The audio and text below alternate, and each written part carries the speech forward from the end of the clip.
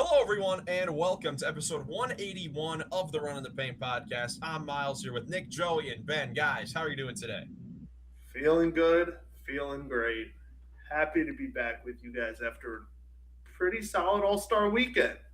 Yeah, speaking of being back, I'm happy the All Star weekend maybe is back. I don't know. We might need to pump the brakes a little bit, but it was definitely a good, first iteration of this world versus US thing. Yeah, for sure. It's going to be a lot of fun. We're going to talk about all the events, our reactions for everything that occurred, all the greatness that occurred, and some of the things that are still problems with All Star Weekend. And then we're going to preview the final third of the season, as it's crazy. With the All Star break means that we are 2/3 of the way done with the regular season. And then if we have some time, we're going to do another edition of the head-to-head trivia. So let's get things started with Loaded. POELTL, where we need a bounce back after last episode. Jared McCain screwed us over with Chris Youngblood. That was Yeah, terrible. So we need a bounce back, and we're gonna start off with an all-star, a first-time all-star. Nick still doesn't really like him a whole lot, but we're gonna go with Storm and Norman. See where he's that great. gets us. I love him. All right, 32-year-old in the East. Wow, the age is spot on. Okay. But he's not going to be in the That's great. Southeast, so we're on Central or Northwest, or I'm sorry, Central or South, Or shoot, center. He's tall. Pacific. Atlantic or whatever. Yeah. Atlantic and Atlantic. Uh, and he's taller. Smaller jersey number. This is a tough one. I mean, I he's don't really have, old dude in the East. Let's look at teams here. like, the Bucks have a lot of guys that are old. Miles Turner, maybe. That's not bad. Do we think he's 32 already though? That seems a little high. Is Jason Might Tatum? be a little high, but not Jason bad. Tatum's not that old. No, I don't think he will. He's like just. What about Vucevic? Vucevic, that might be it. Vucevic is a good pick. I'm down to try that. We want to try Let's it. try it. Yeah. With it, A recently Vucevic traded now- player last week, so could be Vucevic another now one. on the Celtics. Oh man, Ooh. close though. Dang, Yeah. he's 35. and in the Atlantic. Super And a- low jersey number though. Yeah, it's Like 2-1 or 0. So we have Boston, New York, Philly, Well, not Boston. Brooklyn, or not Boston, yeah. New York, Philly, Brooklyn, or is they? Oh gosh, Andre I don't Drummond. know. Yeah, I was just thinking. I'm not sure if he's number one. I think he is number one. I think he is one. Let's try it. Andre Yeah, I Drummond. like that. Yeah. Cavs legend Let's Andre try it. Drummond. Nice. Boom. Yeah. Good way to get back. Andre Drummond, a former All-Star, turned now 3-point stretch 5 for the 76ers. Pretty fun development this season. Let us know how long it took you guys to get Andre Drummond, Cavs legend, Andre Drummond. But now let's get into talking about the 2026 All-Star weekend out in Los Angeles and Inglewood, the Intuit Dome, home of the Clippers. We'll go in order of when the events happen. So let's go back to Friday night for the Rising Stars Challenge, the new format with the 24 players drafted between the three teams with Carmelo, Vince Carter, Tracy McGrady, and then the Austin Rivers G League team. And Put up a man, we fight. gotta start off- it was very competitive, Nick. You get us started. Yeah, obviously accurately predicted Team Vince winning because they had the two best players in the whole competition, VJ Edgecombe and Bazelis. That's why I thought they would have the edge, and sure enough, VJ Edgecombe pulled through. I thought it was really cool seeing Tyrese Maxey sitting on the sideline cheering on his running mate, his front court partner, or whatever. Like right after VJ hits the game-winning free throw, he comes over to the sideline and is celebrating right in front of Tyrese's phone. I love them too. I think they got a really good thing going in Philly, and it was just fun to watch. But yeah, Team Rivers put up a fight, like you said, very competitive. Yang Hansen out there making some great plays. Like, just he's a fun player to watch. But yeah, like I said, it was Bazelis and Edgecombe that ended up taking the cake. Yeah, for sure. Ben, what were your thoughts from the Rising Stars Challenge on Friday? It's a good close action. I like that from it. And yeah, Team Vince, obviously, they pulled it out. I was impressed with VJ and Montes. Great for those guys. And Team McGrady Dome, Team Mel, they weren't too bad. I think they put up some good fights against Team Vince, but Team Vince beat the other, two best teams there. So that was definitely great for them. And yeah, some fun guys in the G League squad team who could be fun to watch. In their own NBA teams, they get called up or something eventually. It's overall a solid start to the weekend, like they have been before. And I do think starting with the Rising Stars is like traditionally what they've always done, I think. And I think it's a great way to do it because those guys care more than anybody. And they're going to set the tone for the whole weekend. Completely agree with that. I always love the Rising Stars. It's always fun seeing these young guys uh, just ball out and have a good time enjoying all the All Star Weekend festivities. And next year, I better see Yang Hansen in the All Star game, the actual one. Didn't the Cavs have members of the Rising Stars when it was in Cleveland in 22?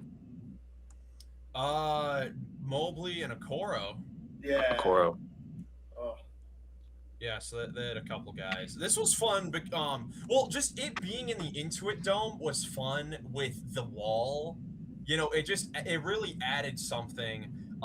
Because the fans there were they're Clipper fans, so they're programmed to just start cheering loud for the guys that they're there to support. So on the G League team, yeah, Yannick Conan Niederhauser, going off, throwing it down. The two bigs were going crazy to him and Yang Hansen, but overall, I mean, VJ Edgecombe was the difference. I mean, he played like the best player on the court in this game. I thought Stephon Castle was going to have the type of impact, but it ended up being VJ mainly in the second game, and then hit the game-winning free throws. That continues to be the only flaw with playing to a target score is ending on the free throws with such a fun, back and forth, fast paced, sort of game. But, overall, I think it's pretty good. Do we think that this format with the coaches picking the guy, is this something that should continue to be the way that this works going forward? Do you think this played a part in it being competitive?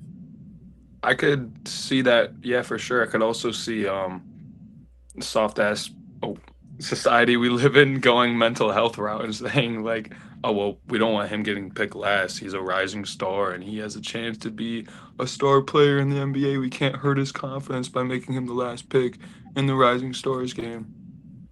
I didn't even know honestly that's how it worked this year. Like the coaches, like Vince and Melo, they all picked who they wanted on their teams. That's awesome. Yeah, they should keep that. I agree. I really like the format. I like bringing in the G Leaguers too because this is like their one of their only shots to like show the world what they can do. And I Yeah. love the G League. I think it's been such a great idea ever since they added it. And again, they showed out and played really well. Like we were, it's so easy to just look over them, but they nearly upset Team Mello in the first round, which would have been crazy with Team Mello being the favorites coming into it. Let's move over to Saturday because we got a lot to get to with the All-Star Saturday night. Starting off with the three-point contest. First of all, I keep saying it. Why are we starting with the three-point contest? To me, that is now the marquee. That has been the marquee event for me, honestly, over the past decade or so. And this year, I mean, it really showed out. This was one of the great three-point contests that we ever had. And in the end, Damian Lillard, in his only appearance on a basketball floor this season, won the three-point contest, narrowly beating out Devin Booker in the final. Conklin made it to the final. But this was awesome. That was one of the more fun contests, three-point contests that I think we've had in a long time. Yeah, this was one that I did not predict correctly, obviously. I did not think Dame had a chance, to be honest with you, because, like you said, he hasn't been on the court at all. But everybody was rooting for him, and for him to go out there and win his third title on a bum Achilles, like it solidifies him. Like when I saw that he won it, because I didn't get a chance to watch it. We were getting our butts kicked in high school basketball, but when I saw that he won it, I was like, you know, I kind of put him in a different air as a shooter, like seeing that a little bit, like just, I mean, that probably says more about my, like my tell of who Dame, like my read on Dame in the past probably wasn't accurate as like it should have been. So seeing him win that third one is like I was like, dang, he's kind of like right there with Curry in terms of shooting. Like, I mean, he's like that good of a shooter, That's the one thing. all time great. It's in such an underrated thing because that's the thing. You don't think about Dame Lillard doing that. You think of all his clutch moments, even though they are from like 20 feet beyond the 3-point line. It feels like sometimes when he shoots it, but like he is that good of a shooter. If he focused just on shooting, he would be probably the best. Like you said, probably up there with Steph Curry and like the records and stuff. But he has so much more to his game. Right. Not saying Steph doesn't, because Steph No, is everywhere. But like for speaking purely about Dame, like you always think of him just fearless, attacking the rim in his younger days, dunking or doing some cool finish and just getting people off of the dribble. But him as a spot up shooter is just as pure as it gets. Well, and an off the dribble shooter from deep. I mean, Logo Lillard has been a thing, for a while. I've kind of had the view on him as like we'll call him a top 3 shooter of all time. That's kind of how I've thought of him. And he has a legit case for 2 because he is probably the closest thing that we have to Steph in the league. Obviously, Steph's still in the league, but it really was special to see, Ben. I know that going into it, I know I was talking about how, man, I wish we had more like role player sharpshooters in this thing to really show. And I think I still kind of feel that way. But then you see guys like Dame and Booker that have won it before, even, Donovan Mitchell, Maxey, Jamal Murray, all those guys in the 3-point contest. It's like, man, I mean, they're still elite shooters as well, but kind of similar to what Joy was saying with Dame. You kind of pay attention to the other aspects of their game, but it's easy to, they are still elite 3-point shooters in the game. Yeah, those guys still are, and it's good for them to make it.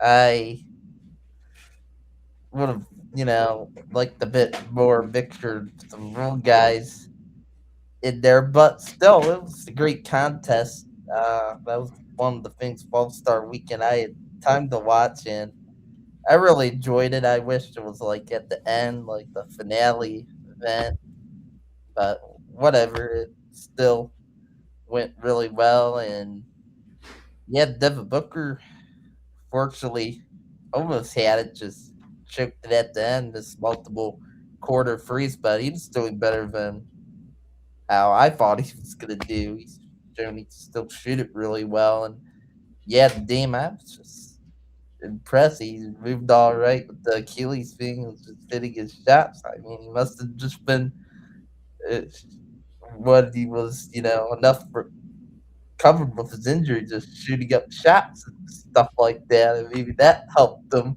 win it. I don't know, but God, for a rookie, I mean, he didn't win it.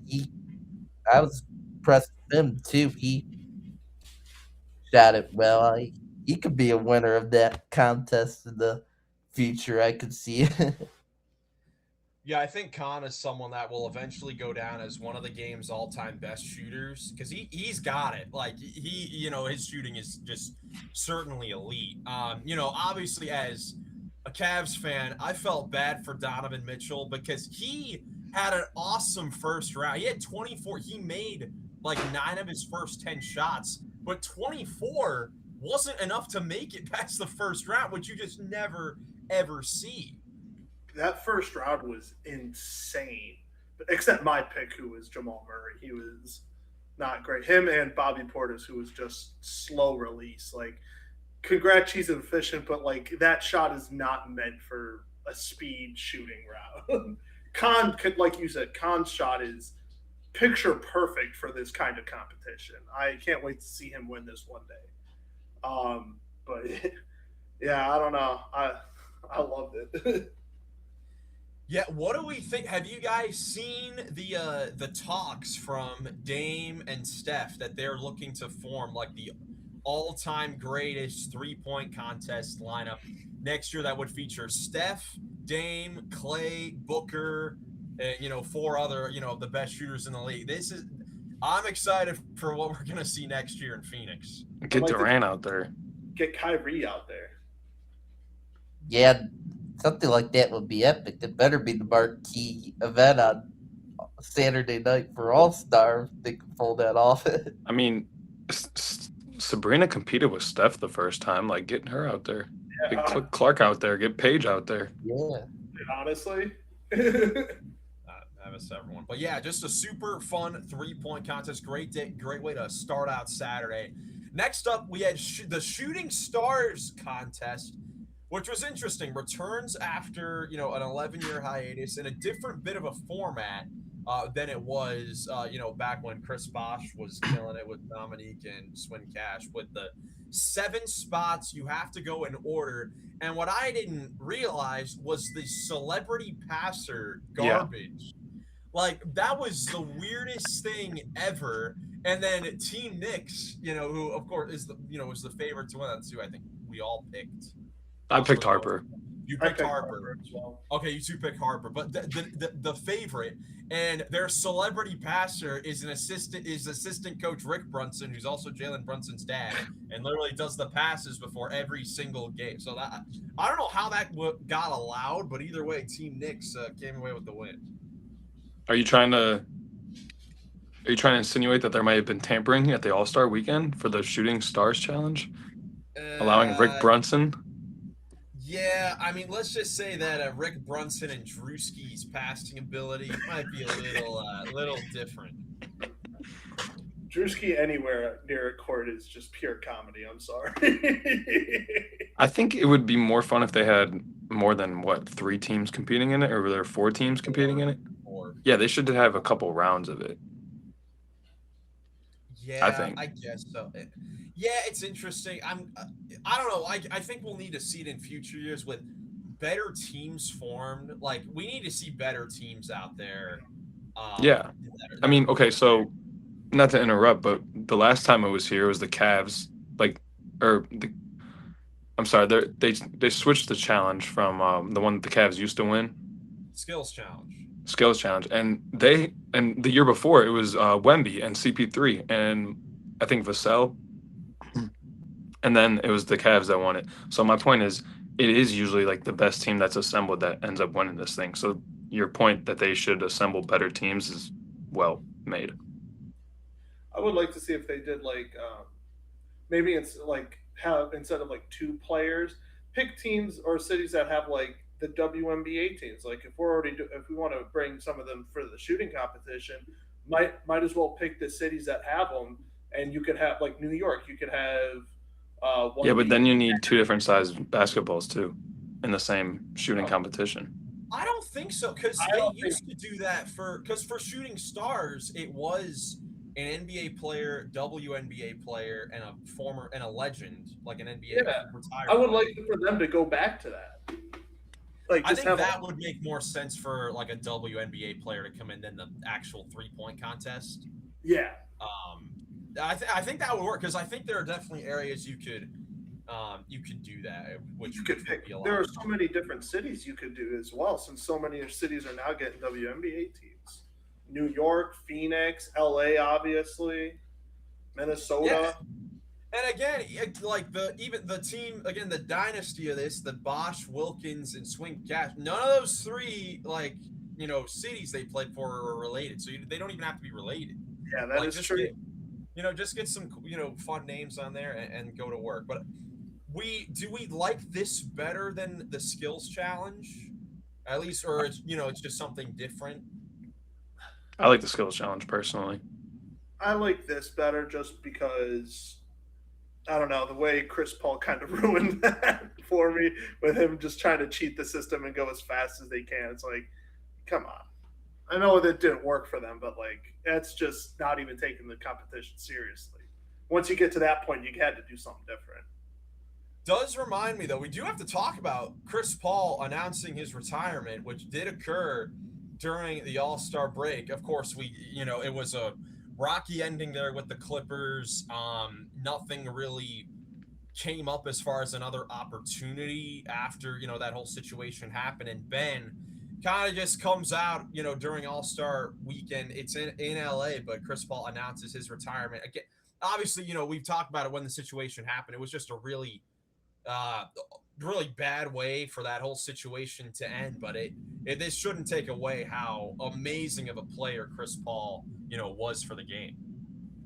Yeah, I am bummed that Chris Paul didn't get to finish out the year at a team, but well, he wanted to retire. I guess he knew he didn't really have much opportunities available anymore, fortunately. So, congrats to him still on the retirement, and maybe we'll see him podcasting around TV or something after his career. I don't know, but he was a great player, the point guard, and I'll miss watching him play, and I'm sure he'll be in the Hall of Fame at some point in multiple years, and I look forward to that. I know we all think of obviously the Clippers days, but anybody have because he's got a decent amount of teams that he has done a lot of good stuff for. I think I got a Hornets jersey. The Hornets, I remember him just being a menace. Clippers, obviously, with Lob City, but him taking Phoenix back to the finals for the first time in 20, 30 years or something like that. It's huge. The Rockets, the Rockets. Yeah. He seemed to have a bunch of bad luck in the playoffs, right? I mean, because with the Clippers, they would always, fumble or something would happen in the playoffs, but it would usually be an injury. Besides the year where they blew the 3-1 lead to the Rockets, it was injuries, and just because he would play amazing, like his playoff numbers have been elite, throughout his entire career. It just, it's hard that he wasn't able to get it because, again, Houston, if he doesn't, injure the quad or whatever in against the Warriors, they probably have a championship, and everything looks different on him, James Harden, that entire team. The whole entire league looks differently, if they're able to win that one. Of course, the Suns finals, but no, I think the thing you remember is the positive impact he had everywhere he went. Besides this last stint with the Clippers, I know the increased winning percentage when Chris Paul arrived to a team, I know that was going up a whole lot during the offseason. It went up substantially every place he went. So I think his impact on the game, as a leader both on and off the floor, is certainly, special and one of a kind for the point guard. Wasn't he also the NBA players union representative? For a while there, yeah. Yeah, was he the president of the Players Association? That's right. Like that. Was for a long time, I feel like for most of the 2010s. Yeah, you don't get that spot for that long without being that guy. Yeah, having the utmost respect from all your former peers. Yeah, no question about it. The accolades for Chris Paul: 12-time All-Star, 4-time All-NBA first team, 5-time second team, 2-time third team, so 11-time All-NBA player, 9-time All-Defense, All-Rookie, 5-time assist leader, 6-time steals leader, was on the 75th anniversary team. Just an all-world Hall of Fame career. 100%. Congratulations. And the Clippers dragged him through the mud. Yup. Yeah, so now it'll be interesting to see if he ends up getting his jersey retired by any of the teams he played for throughout his career. He's the best Clipper to ever play. I think, that's, something that can be argued, but I think he's the best Clipper to ever play. But with how the Clippers have treated their all-time greats and how they've gone out, it's just, it's difficult to see. The best Clipper to ever play sounds like a good segue into talking about Kawhi Leonard scoring 31 points in 12 minutes in the third game of the All-Star game this weekend. How about that, guys? That is huge because we definitely don't need to talk about because there was no ending to the All-Star. Oh, yeah, the dunk contest. There was no dunk contest this year, guys. You didn't miss anything. Shout out Kashad Johnson, another Oakland guy. We had two Oakland boys winning awards with Dame and Kashad Johnson. Consensus: they need to cancel the dunk contest and figure something out. There's just stars won't do it. All the great dunks have been done besides Mac McClung. Yeah. Okay. Yes. All Star Sunday. I'm sure expectations across the board were probably as low as they could have been going into this, just because of how just uncompetitive the games have been over the last several years. But with this new format, US versus World, we had the 4 12-minute games, and the first three games were all awesome. They came down to the final seconds, and Nick, you mentioned Kawhi. That's probably the standout. Kawhi in the third game, the 31 points in 12 minutes. I mean, to do that in an all-star game, go into takeover mode when you're playing with all the other best players in the world it's really special. Dude, he had a step back over Wemby that I thought, like, I mean, he released it 8.5 feet in the air, and I thought it was gonna touch the freaking ceiling of the Intuit Dome, and it just dropped right through the net. Like every other shot that he took that night, I mean, there was no answer. He hit another one on Cat like late. That was a big shot that Cat just put his head down after, and um, yeah, I mean, they just kept feeding him, kept feeding him, kept feeding him, and then in Game 4, uh, in the championship game, like they looked for him early, but the Stripes I think it was the Stripes, Stars. Anthony's team, the Stars did a good job of covering him, and the other guys, like you said, Miles, I think they shot 8 of 31 from the floor in the championship game. So 3 fantastic games with 2 buzzer beaters and a Kawhi Leonard just masterclass, and then like one little stinker at the end. But like the show was over at that point. Yeah, we had the Kawhi masterclass where even saw he went on an 11-0 run just by himself against the other team, which is just absolutely crazy because Team World was the heavy favorites, at least in all of our opinions, if I remember correctly. But overtime the first game, but game winner buzzer beater at the end in the second game, and a masterclass by Kawhi in the third game. Like every single game except the championship one was phenomenal. This, like you said, Miles, the expectations couldn't have been lower, and they absolutely just smashed the roof off of the expectations. That was an incredible All-Star Sunday. Yeah, shout out to all those guys for playing hard. Well, most of the guys, Luka, Jokic, yeah. But the rest of the guys were, really played hard. They played awesome. But I think the one constant, throughout all of this was the play of Anthony Edwards for the Stars team. He ends up winning the All-Star Game MVP. And on both ends, I mean, he was huge. I mean, you were thinking, I mean, he could have, in the game between The World. Which game was it? Stars and the first Stars and Stripes game where De'Aaron Fox at the game winner, Ant had that awesome layup over Durant where he, just completely shook him, went to the rack, laid it in, picks Donovan Mitchell's pocket, comes down the other end, knocks down a 3 to give them the lead. It's like, dude, he is really something else. I mean, he is obviously one of the more fun players to watch in the league, but he always backs it up. I mean, for the most part, he always backs up all the talking that he does off the floor. And I think that's something that's really cool to see. Very much so. Him and Wemby really just brought that energy that first game, and it carried out for the rest. Like I bet the Stripes, the vet team, wasn't ready to bring it like that. I bet until they saw that first game and was like, "Oh, we actually should bring this because we can't get embarrassed like this." Yeah, it was great to see. Ben, what were your overall thoughts from the 4 All-Star quarters?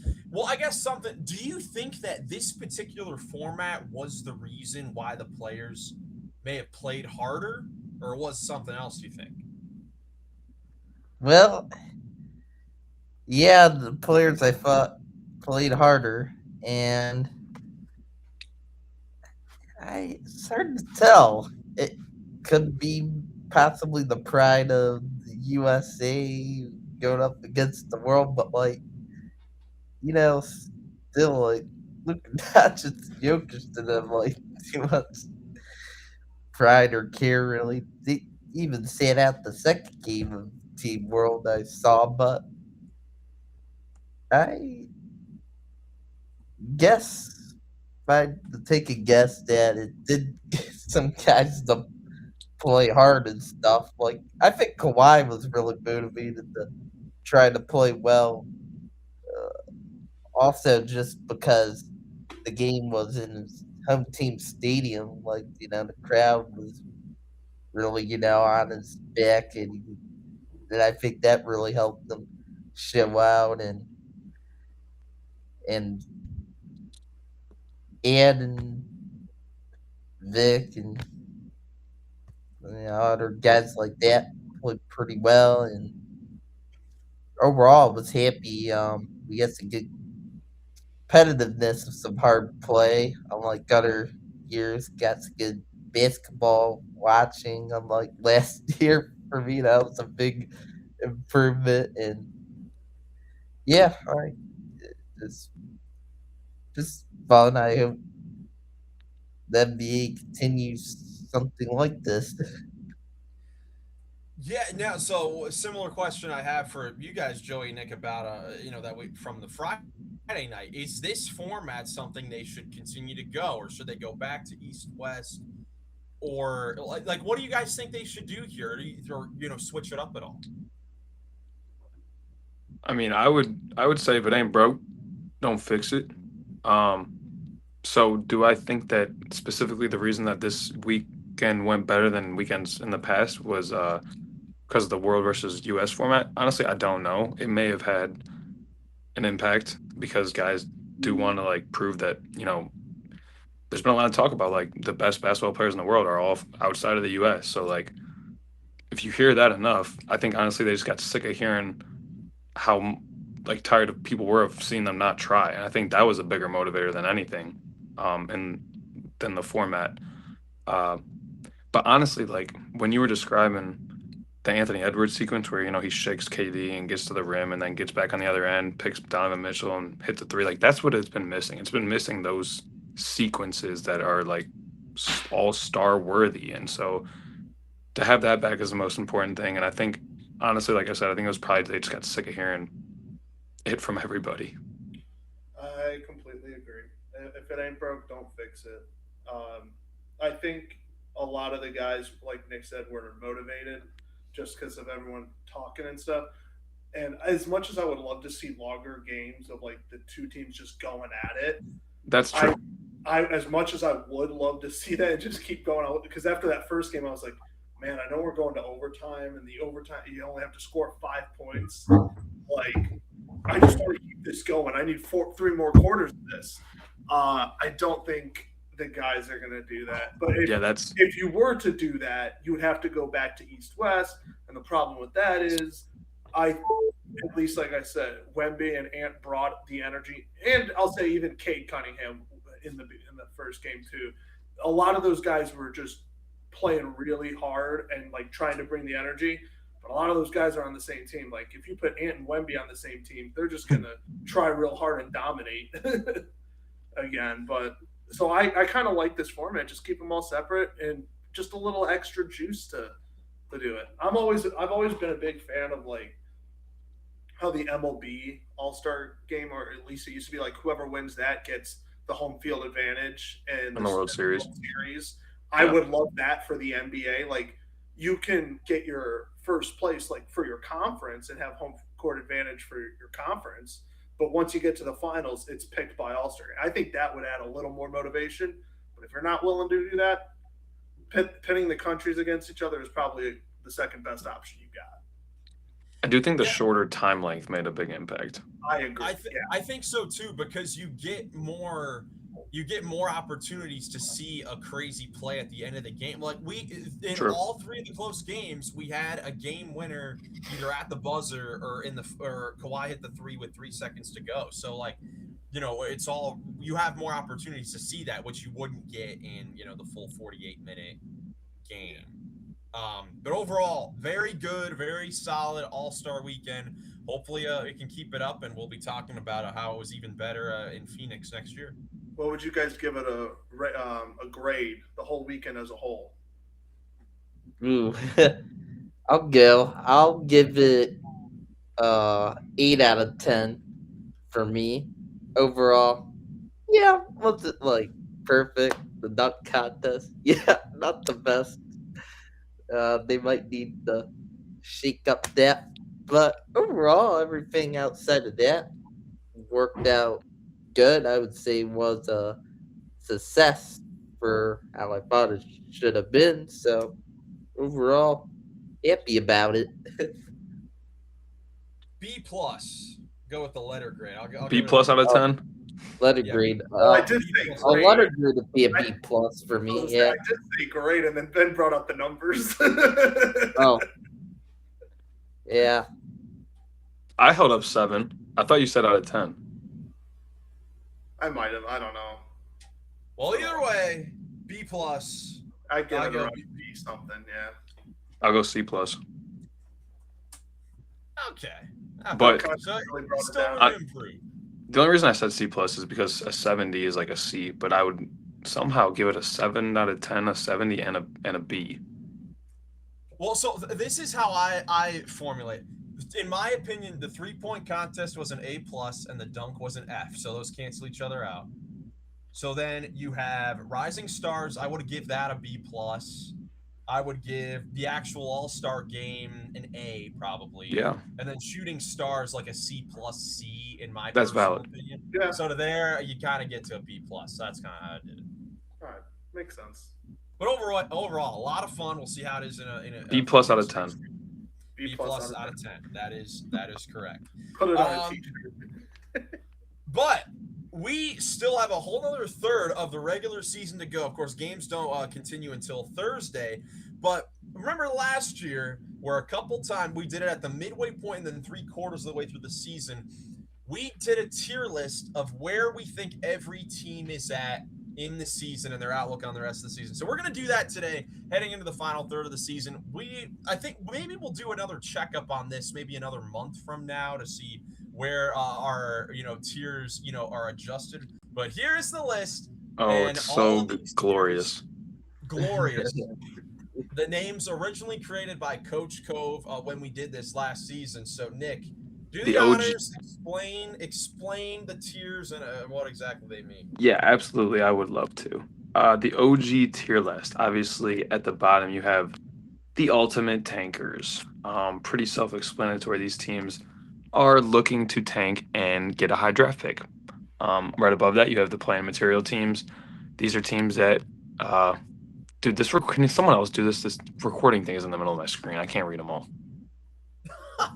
Okay, we got playing material, playing for pride, upset potential, which could be like your Cinderella story, outside shot, if the stars align, and then inner circle. Inner circle is these are your for sure championship teams, and then it kind of goes, on when we keep going downward. So wait, Nick, are you able to see Yeah, it's just like, yeah, I'm good. You did it better than I would have anyway, so I'm glad you went ahead and did that. Okay. All right. So let's see. I think the most efficient way to do this is to start off by we have 30 teams to go through. So let's go through some of these pretty quickly. Starting off with the ultimate tank, I think. Let's throw in the teams that are already in the tank business. We've been talking about it already. So Brooklyn, Chicago, Dallas, Pacers, Indy. Grizzlies probably at this point. Oh, Joey's throwing up the Kings here. Let's put the Kings in there. I got my Kings merch finally. So Jazz, Wizards. Yeah, let's go. Jazz, Wizards, Pelicans at this point, even though they don't have their pick. I was gonna say they can't be an ultimate tank team because they don't have a pick. No, they are though. They are though. They're And then we think the Grizzlies, probably at this point. yeah, After the sure. trades. Yeah, and they're all injured. Okay. There's one missing. Question it. Yeah, are we including the Milwaukee Bucks? No, because no. they didn't trade Giannis. There is some pride that has to be played for. I would say But the no as thing well. is, they're already the 12th seed. Like, it makes sense for them. It makes the most sense for them to actually be bad and tank. I'm just not sure if they're actually going to go through with it. I actually think because coming into the pre-pod lobby, reveal the curtain a little bit, pull back the curtain. I was like, well, there is no pride in the NBA this year, so we can just eliminate playing for pride. This might be the only team playing for pride. I tend to be with Nick on this one. This might I be agree, but the team.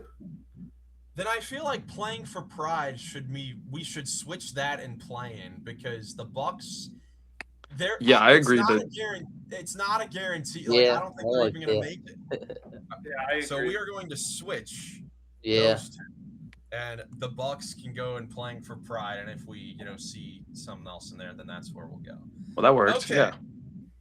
So now where do we want to go? I think probably right up playing material. We have to decide whether or not we think they'll be in the top 6 or the 6 through 10.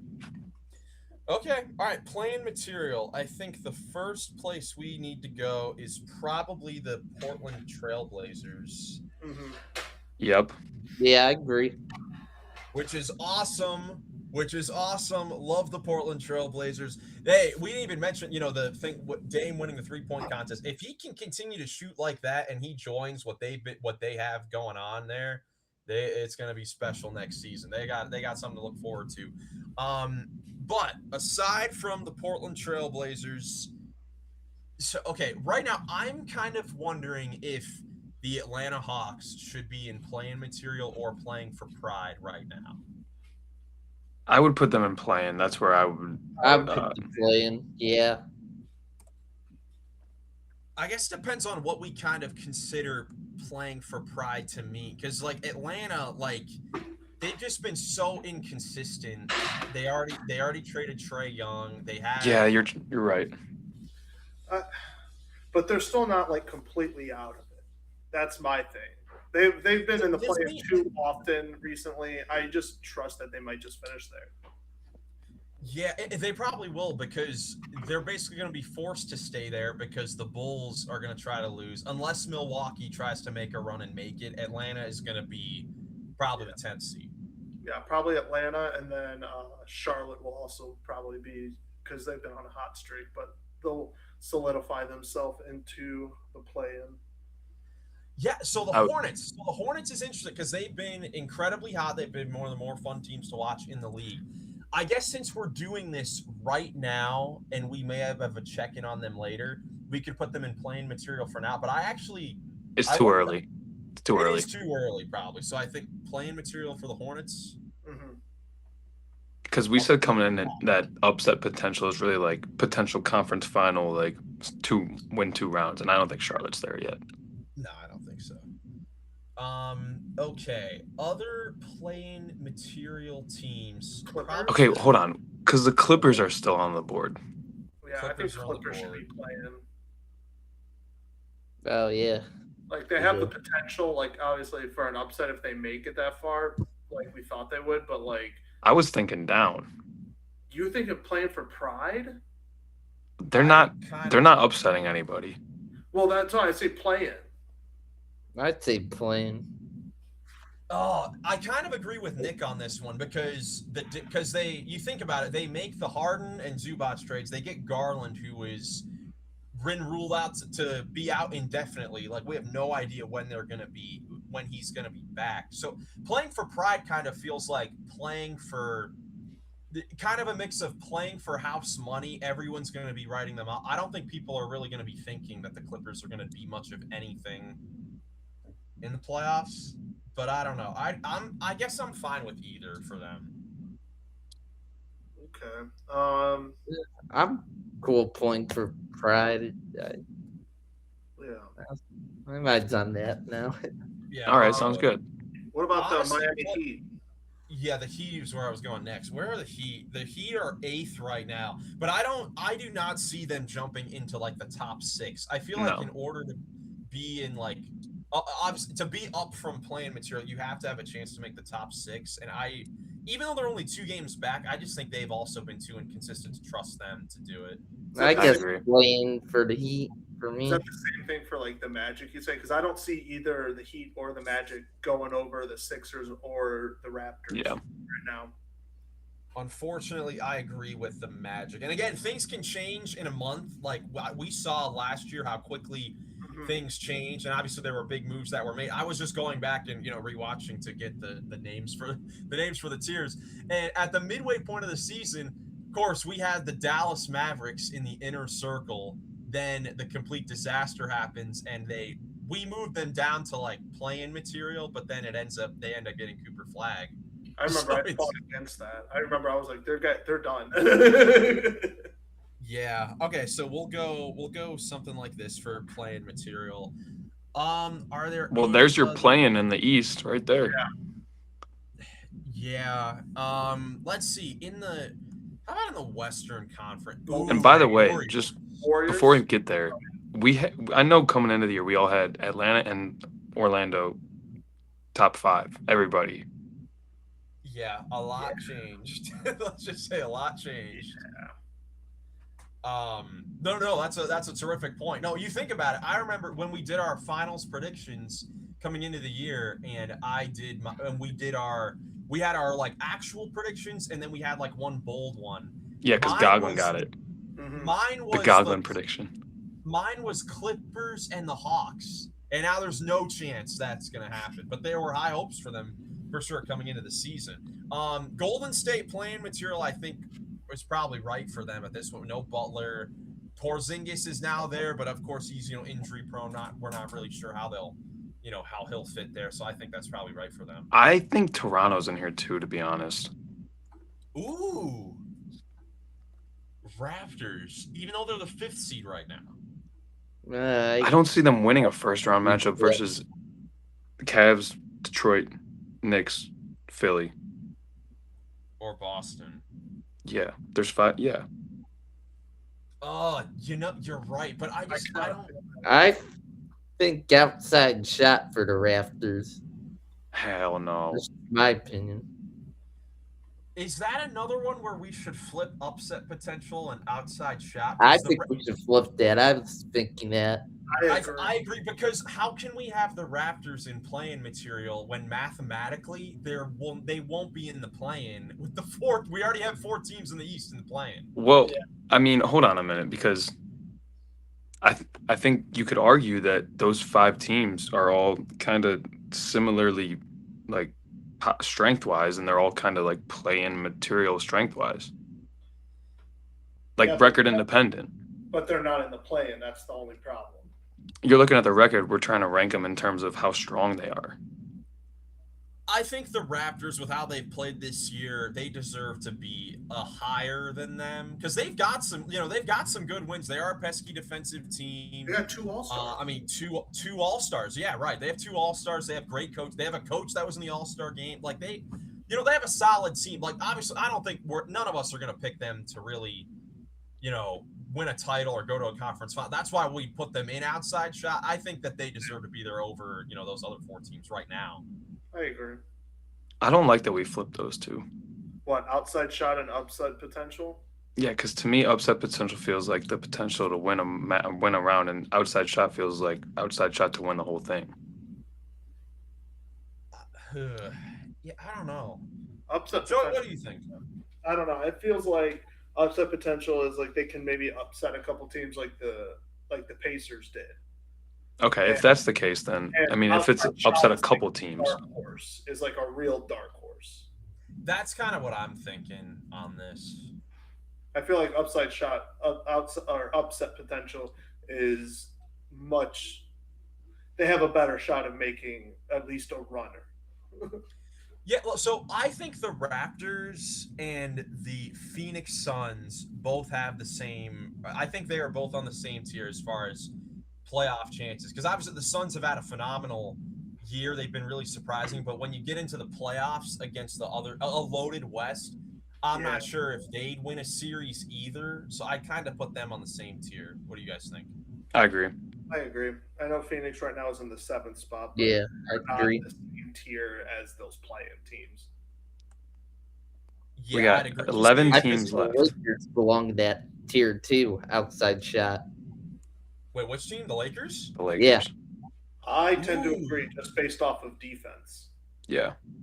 Yeah. I would too, because I honestly think with all the other teams in the West, even though they have the star power, I would be surprised at this one if they won a series. Yeah, I agree. Which is, yeah, it's kind of crazy to think. Okay, up next, I'm thinking, do we want to now go to inner circle at the top and go to like the favorites? Yes. Yeah. Probably at this point. I mean, obviously, still, of course, it's been inconsistent after that incredible start, but OKC still has to be the favorite to agree. and win it Yep. this season. Yeah. I mean, at this point, I mean, gosh, and besides there, I think Denver's up there. Yeah. I Yeah. think because they're so deep and they've been playing so well, even with guys injured. They've been injured the whole year. I think they deserve to be in that conversation. And I think inner circle, like we can have multiple teams from each conference, even though it's, inner circle, obviously. I don't know especially with how wide open it is. I'll be completely honest. I don't know if I put a single team in the East in the inner circle. Yeah. I think like if any of those Eastern teams want to beat any of because I could potentially put maybe one or two more, I feel like, in the inner circle from the West. And I feel like any of those teams in the East couldn't beat them in a series, at least right now. Here's what I would have to say is that Cleveland has the best chance, but we haven't seen it yet. Agreed.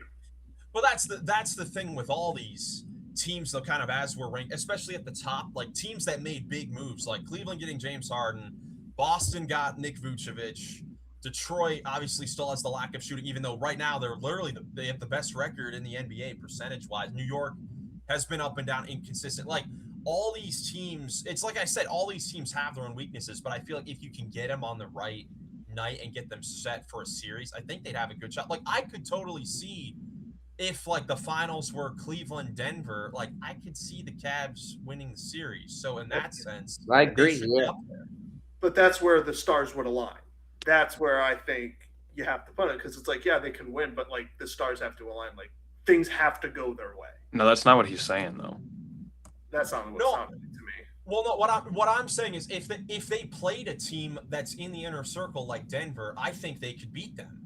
Like I don't think it's crazy to say they would beat them. So in that sense, they'd have to be in the inner circle. For me, it's too early to say that about a 7-game series without having seen the full product. So I would have them out right now, but I understand your point. Yeah. Okay, so Cavs and if the stars align. Yeah. Yeah, I mean, we can start filling that one up. Yeah. I think Cavs and Pistons both go in there. Pistons. Because they've been the best team, or the best team in the NBA right now, but I don't know how well that'll hold up when it comes their to offense in the playing playoffs. 110%. Okay, let's see, if the stars align, Jason Tatum is one of the stars. Does that mean the Celtics also go in there? He might be big for the playoffs. I think he has to. If Jason Tatum aligns, then they could definitely win. Yeah, if Tatum aligns, I agree. Right. So Boston, and I mean, is it just the top four? Is New York up there too? Yeah, I think they have to. I think the top four all of the East all has to be there. I think so. I would put Houston and San Antonio in there as well. I agree. I agree.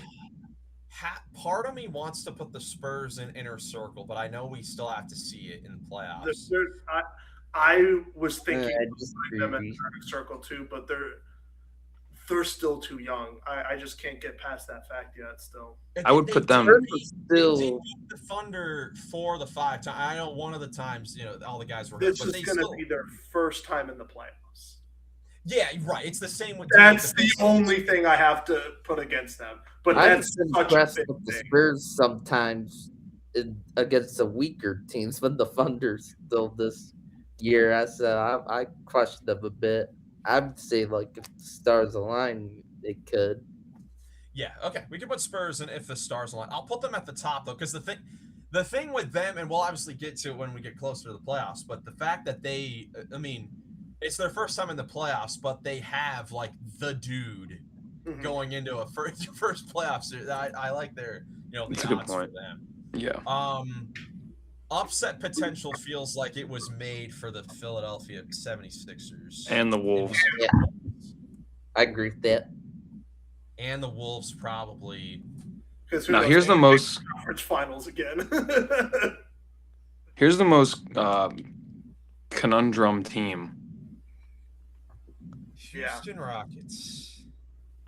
Because they have, like we're saying, the guy, the five that the Spurs have, but they don't have any guard. They don't have anybody who can dribble. I mean, they're missing. They don't have Fred VanVleet, obviously, and Steven Adams out for the whole year. Those are two huge pieces. And I don't know how you. It's a team similar to Detroit, even though the Rockets have been great 3-point shooting the whole season. You in the playoffs, so you still. We kind of saw the blueprint in some of their losses earlier, where you just don't guard Amen Thompson on the perimeter and then clog the paint, and then how do they score? So I think it could go upset for them. Yeah. Yeah, especially recently, they've been much more, I feel like, inconsistent. And those key injuries to Van Vliet and Steven Adams are proving very unfortunate for them. See, I think so too, but then you have a similar thing that we would have in the play-in where, like, we'd have only 3 teams in the, like, top 2 tier. We'd have the Rockets in upset potential when they would be like a home court team. Like, same with the Wolves, you know what I mean? But, like, well, that's how we feel about them. That's how we're that's how we're rating their strength right now, because we think they have holes. All right, we're going to revisit it in a month or so, right before the playoffs start. And when I'm happy with it. What we're going to see completely different. Yeah, I think I like where this is at. I'm excited to see where it will be in a month. Especially the East team. Like, again, our Cavs with the big trade, it's looked great so far. Of course, not having Evan Mobley yet, he should return soon after the All-Star break. I think they could definitely jump up into inner circle. Yeah, it's just an exciting time because we still, like, even the Thunder, again, even though they've dealt with so many injuries, it's been inconsistent for them over the last month too. So really, like, obviously the Thunder are the favorite, but you could see a world where any of those top, I guess 7 teams we're saying could have a chance to win it. Yeah, 100%. Yeah, so certainly an exciting time. Let us know your thoughts on the tier list here. Now the question is, do we have enough time for the trivia? Do we think this is I think an easier one? I think that we could get it done if we wanted to try and go for it. Do you think it's an easier one? I trust you. I think we could do it. All right, we're gonna try it. We're gonna try the head-to-head trivia, and if it goes on for a while, then we'll cut it down because I know it's getting late as the time of we're recording. But we're back with the head-to-head trivia. I believe is this the 4th one? It's either the 3rd or the 4th one that we have done. 4th. I think it's round 4. Round 4. All right. Currently, the leaders in the overall season: Joey with 5 points, Ben with 3, Nick with 1.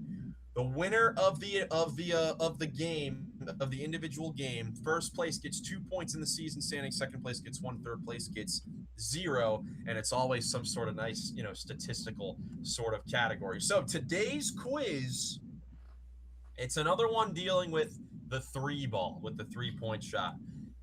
Every franchise's all-time leader in threes made in an individual season. Ooh, okay.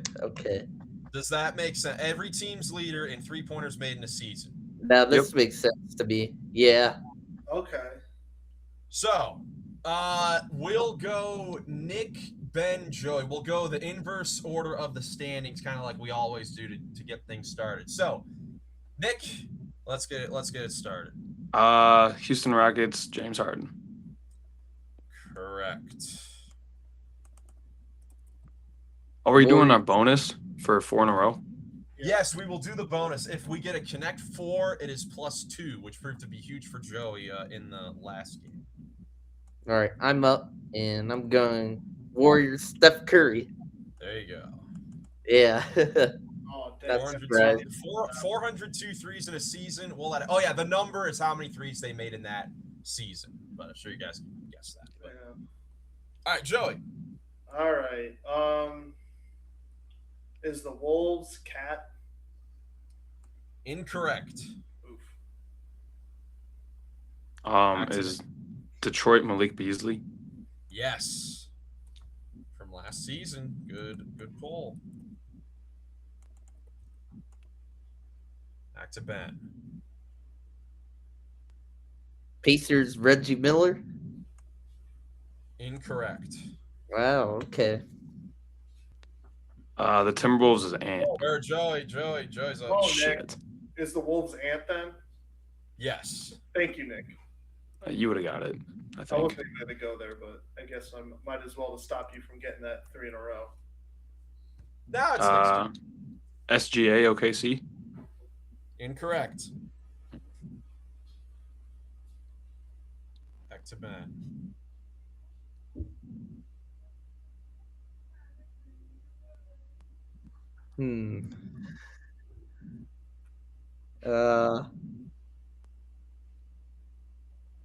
Hawks Kyle Korver.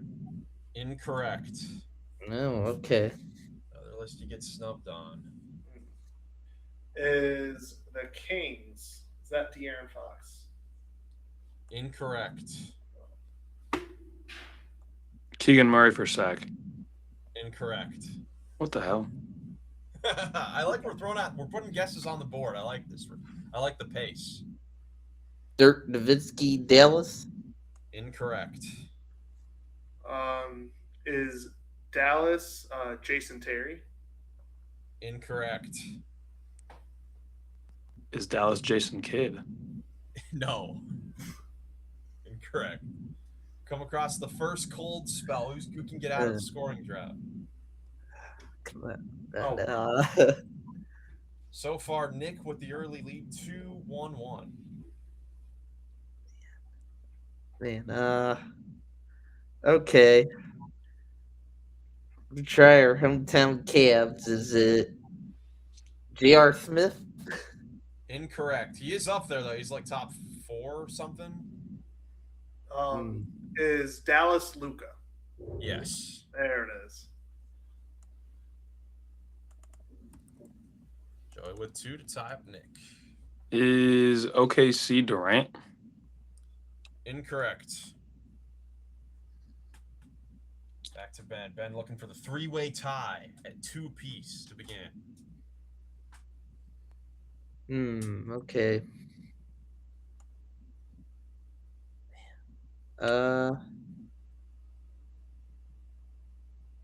That's Joe Harris. Incorrect. Oh.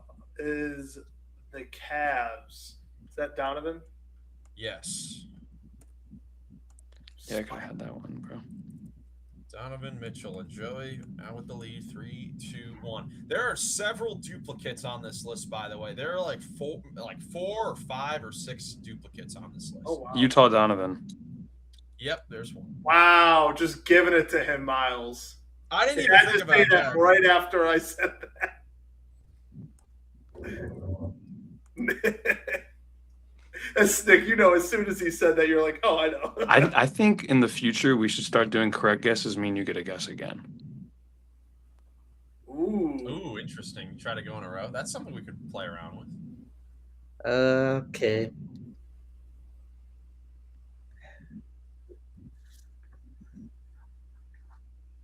Duplets.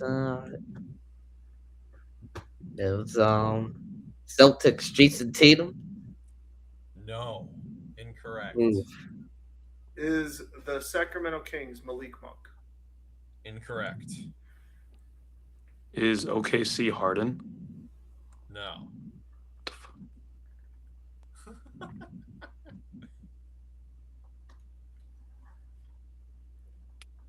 Okay. Huh.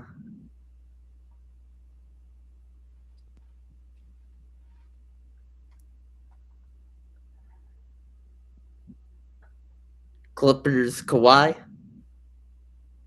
Incorrect. No good. Is Portland Dame? Yes. That was easy. Dang. Joey leads 4-3-1. Nick with 3, Ben with 1. Is Boston Paul Pierce? Or I'm sorry, not Paul Pierce, Ray Allen. Oh. What's your guess? Ray Allen. Incorrect. Is it Paul Pierce? Okay.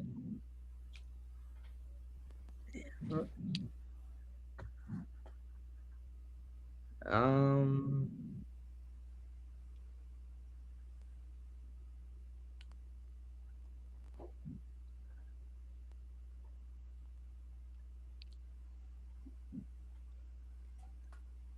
Knicks, Karl Anthony Towns. Incorrect. Is Phoenix Devin Booker? No, actually. Huh?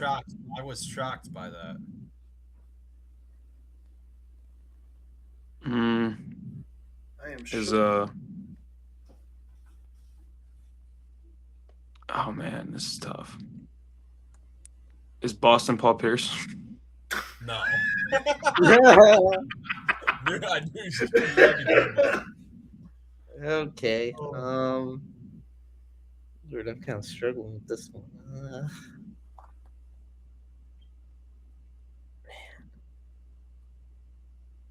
I gotta get something.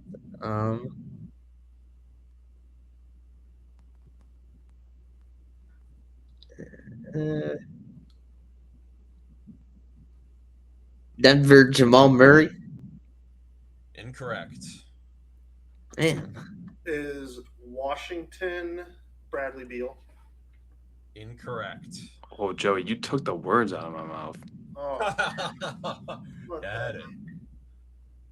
Is Miami Mike Miller? Incorrect.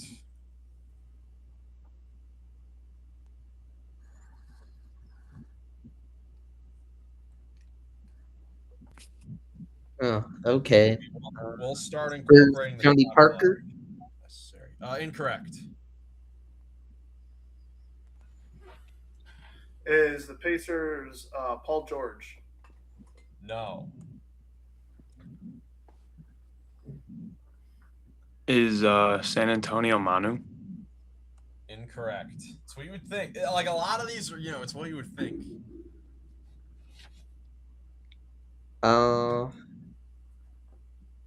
Spurs Patty Mills. No. That's who it was on the last one, wasn't it? Okay. Oh man. Is the Knicks is that JR? No, not J.R. Smith. Is the Clippers JJ? Incorrect.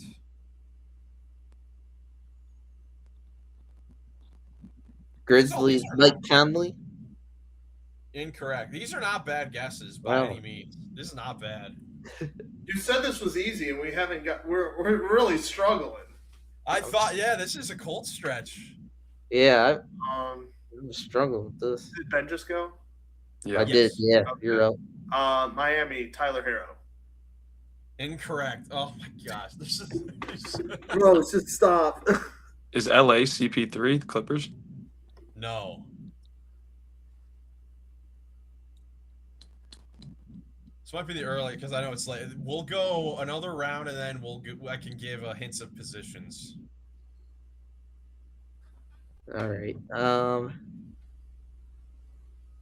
Wait, come on.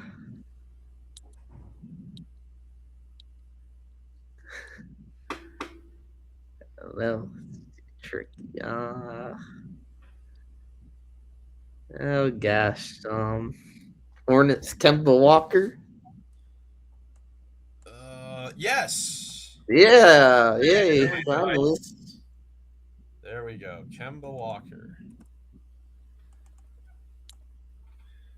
Is the Wizards Corey Kispert? Incorrect. Is OKC Paul George? Yes. Oh, nice. PG-13 for Nick. Tied again at 4. 4-4-2. All right. Is the Clippers Paul George? Yes, it is, Ben. Yeah. Oh man. There we go. That's what I need to do. I need to say, all right, we'll go hints the next round. Then you guys go on a nice run.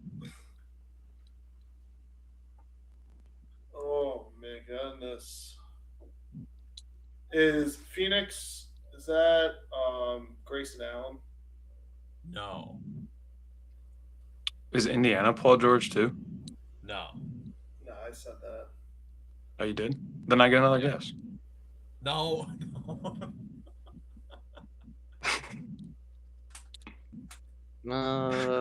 New Orleans Chris Paul? Incorrect. Is Indiana Monta Ellis? No. Is Memphis Bane? Yes. Nice. Big pull there from Nick. Where are there they are. And Nick comes back to take the lead.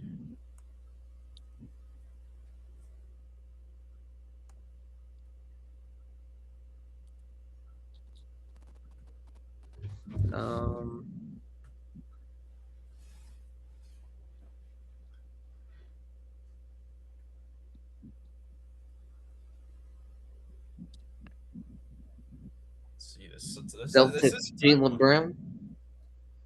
incorrect.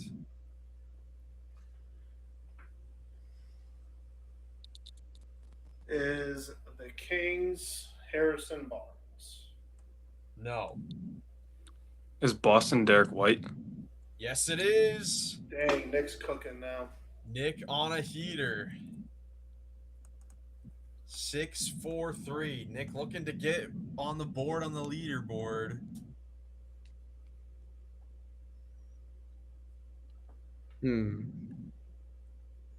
Oh, Nick leaves us. Nick eyeing the 2 points. Could it be? What do I do? Gotta pick something. Wizards Gilbert Arenas? Incorrect. Oh. Wow. Oh man.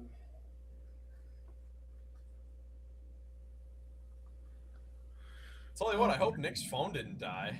I really hope Nick's phone didn't die. That would suck. That would be a problem.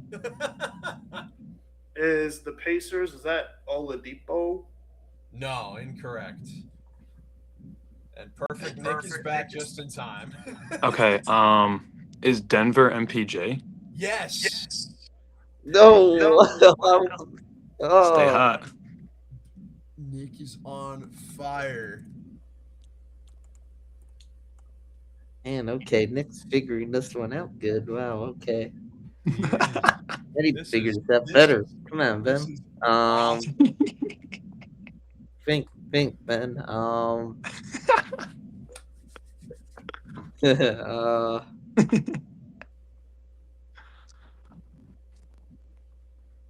Man, Bucks Chris Middleton?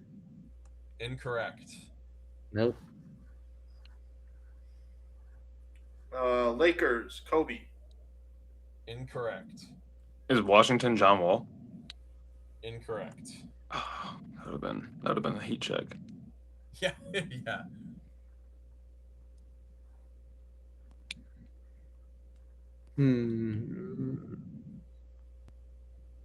Hawks Trae Young? Nice. No, actually, that's a shock. Oh, That is a shock. wow. I might be out here. Oh my gosh, this is awful. Bucks Bobby Portis. Incorrect. I don't know. He was just in a 3-point contest. Yeah.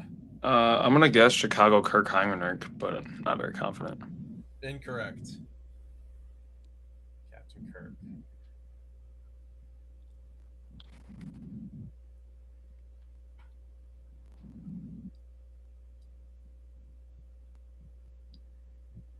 Oh.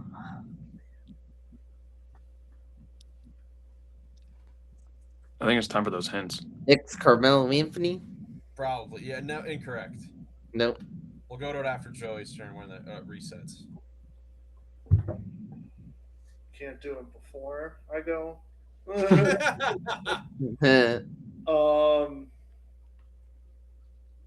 Is the Spurs Matt Bonner? Incorrect. Like the pull though. All right, now Can I we'll pick the start team? doing positions. Yeah, you can pick the team, and then I'll go position. Lakers, hint. Point guard. Yeah, but you have these weird definitions of positions. No, this is a point guard. Derek Fisher. No. Okay. Oh, I won't duh. I won't go single mind. Like if he can play multiple positions, I'll go 2-3. But if he's a one, he's a one. All right. Okay. Who do I try?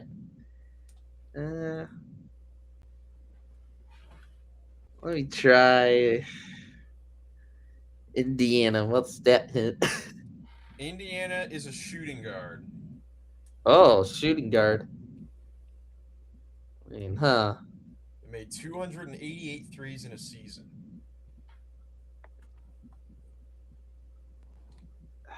Is it Danny Granger? Incorrect. Oh. Danny was more of a 3. Danny Granger. Legend. Yeah. Kings, can I have a hint? Shooting guard. Okay, that doesn't help me. Crap.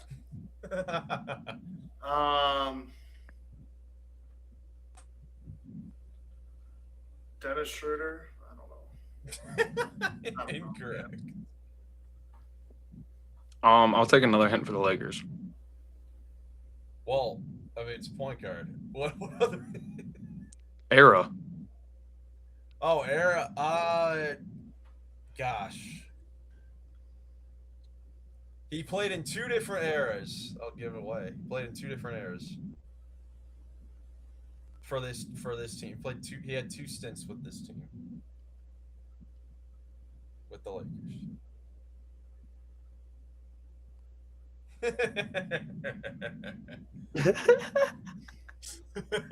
Oh, Steve Nash? Incorrect.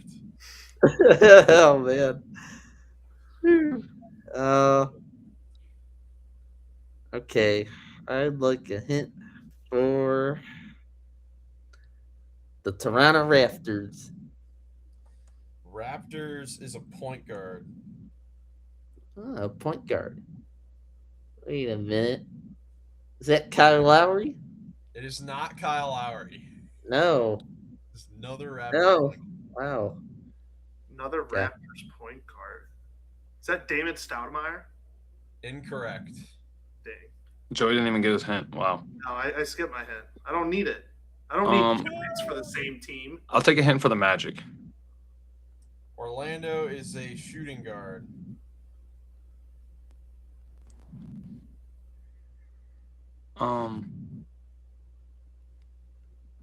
Yeah. Bet. Shooting guard for Orlando, obviously.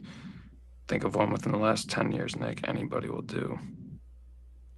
Rashard Lewis, like he's not a shooting guard, but Incorrect. Okay.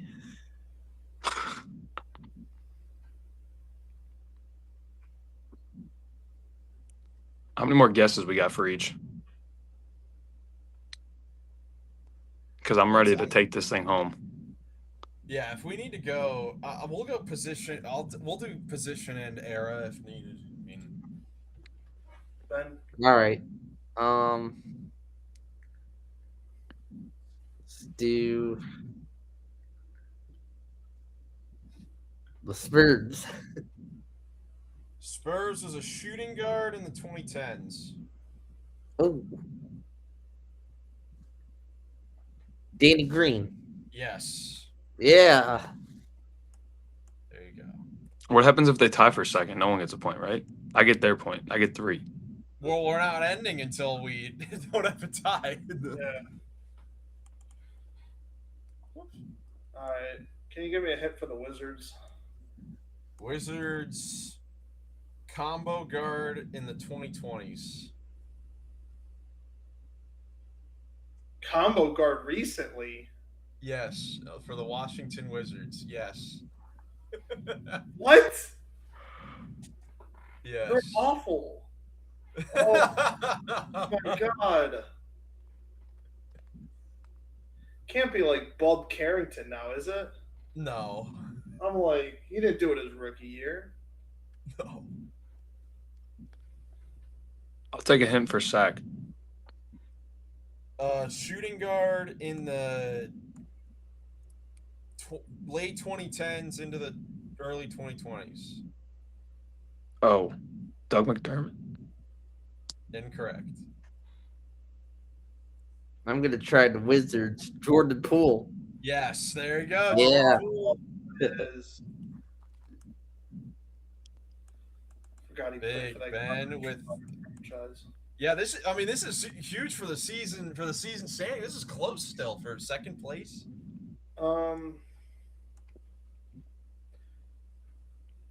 Can I get an arrows check for the Magic? Orlando is shooting guard for the 90s. Dennis Scott. Yep. Thank you. I don't even know who that is. He's the only player from the 90s on here. So I almost guessed him, but I wanted to check on the arrows because I'm like, did he shoot enough threes back then? He did. I think that says more that the Orlando Magic franchise, that a guy from the 90s is still their leader in threes in a season. But he's pretty high up. Like, you're right though. He is pretty high. 267 made threes in the 95, 96 season. Yeah. That's when they had Penny and Shaq too. That's crazy. That's pretty good. Shout out to Dennis Scott, man. 3D, man. All right, back to Nick. 755. We got a game here still late. Phoenix. Shooting guard in the 2000s. Leonardo Bobosa. Incorrect. Okay.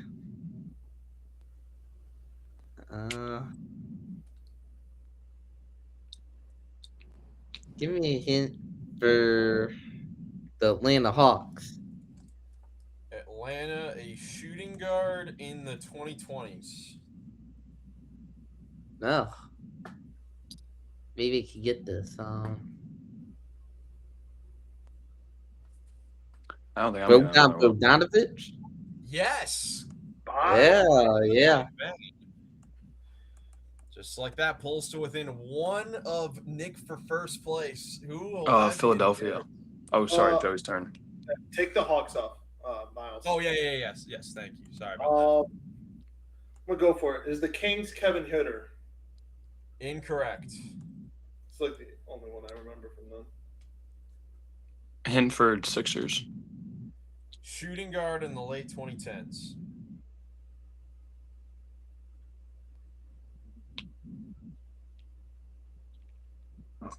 I don't know.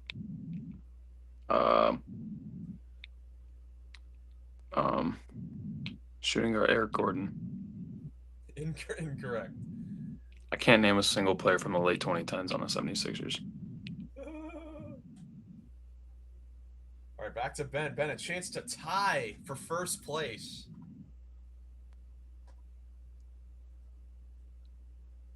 '76ers JJ Redick?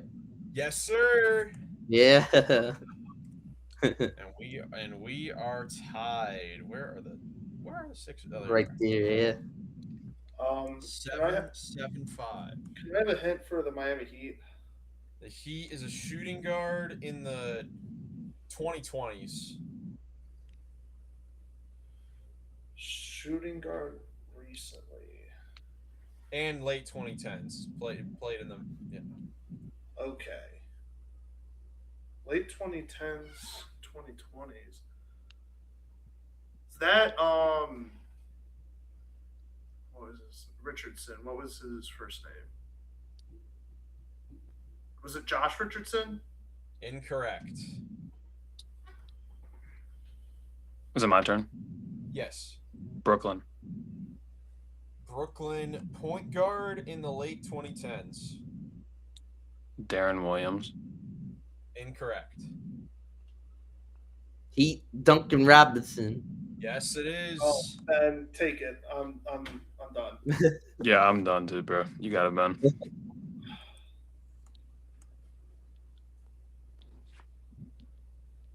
Joey. Oh. New York. Give me a hint. Shooting guard in the 2020s. Shooting guard nowadays. What the? They don't have anybody.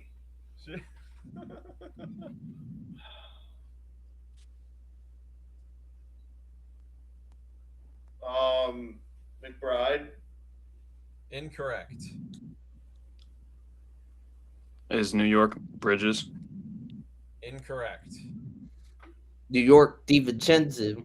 Yes, it is. Ben is on fire. I'm done. Ben, what time did you wake up today? Oh, my usual morning class time. Last guess, because I'm giving up after this. Pacers. You said it's a shooting guard from the 2010s. Shooting. I don't think I've done a hint. Shooting guard in the 2020s for the Pacers. Oh, fudge. Never mind.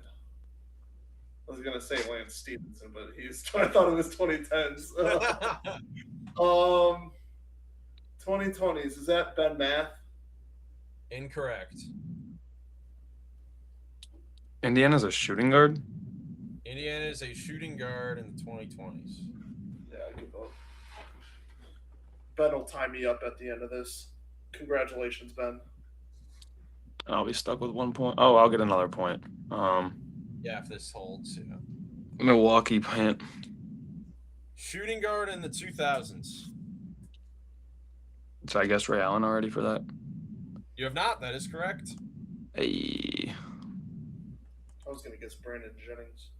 This thing is still. Oh, whoops. This thing is Good still, guess. still not completely done. Oh, can I pull one out of the hat? Well, I'm saying it's still a 1 point game. Pacers, Buddy Hield. Yes. Dude GG. is not real. And Ben pulls off the Connect 4 diagonal. Oh my god. Okay, yeah, this is it. How about that? That's a snipe.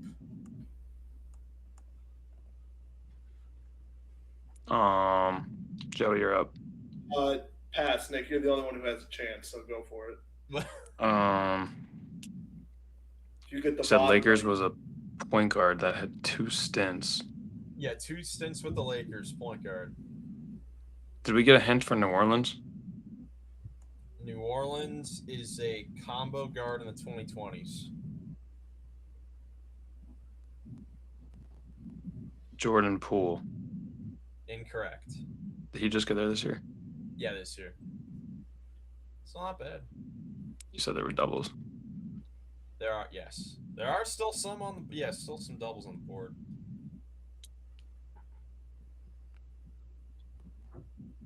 Me and you, Ben. Yeah, right. What do I guess?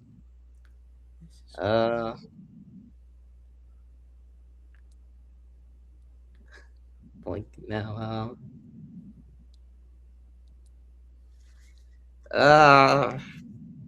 Raptors, Jose Calderon. Incorrect. Nope. Okay.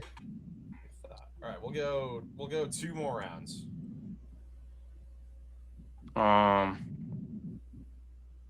What's the Raptors hint? Point guard? Point guard, late 2010s, early 2020s.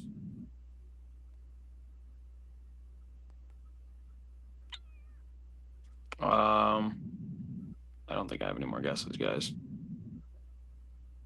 We can call Raptors, it. Fred VanVleet. There it is. Go ahead, Ben. Run it.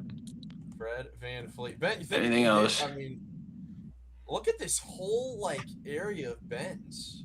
Yeah. He cooked on this one. He really did. What a comeback!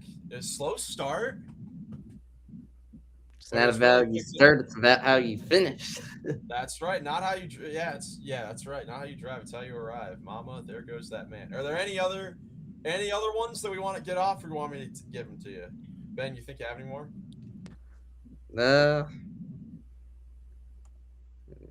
Maybe could try one more about a hint for fun here. You never know. But it's tough. We should do this at the beginning of the episode next time. Yeah. Kings Doug McDermott. That's my last guess. Incorrect. Already Nope. guessed. All right. Final ones. Let's see. The Kings was Buddy Hield. I was gonna guess that. I Oh, I wow. literally started thinking that he Buddy didn't Hield play for the too. Kings at all. Dang it. New Orleans is C.J. McCollum. Oh, CJ. Yeah. Brooklyn is D'Angelo Russell. Lakers is D'Angelo Russell. D'Lo. Phoenix was Quentin Richardson, which is crazy. And then the Bulls was Kobe White. I was gonna guess Kobe White like 10 minutes ago, bro. So there we go. So Ben with I mean, that's one of the more impressive turnarounds that we've had here so far. Ben wins 12, Nick with 8, Joey 5. So Ben gets 2 to tie Joey for first place in the season standings, and Nick now with 2 points. So 5-5-2 the overall season standings. The winner, we'll have it done by the end of the regular season or the playoffs, the first to 10 points in the season standings. Yeah. There we go. Big time win. But that is all for us here. Another fun episode of the Run the Paint podcast. We will be back to talk about the start of the post All-Star break games of the season. So stay tuned for that. But that's it for us here. If you enjoyed, please leave a like, subscribe for more NBA content. Thank you so much for watching. Hope you have a great rest of your day. We will catch you in the next one. Peace. Peace. Peace.